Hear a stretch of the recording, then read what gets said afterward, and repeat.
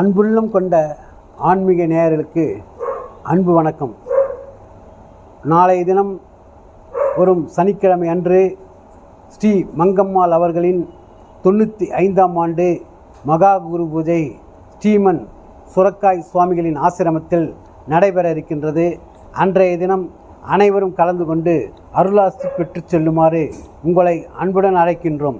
அன்றைய தினம் காலை 9 மணி முதல் 12 மணி வரை அபிஷேகம், ஆராதனை, கலச பூஜை, வேலி பூஜை, அன்னப்பிரசாதம் வழங்கப்படுகின்றது. அனைவரும் வந்து அருளாசி பெற்று செல்லுமாறு உங்களை அன்புடன் அழைக்கின்றோம்.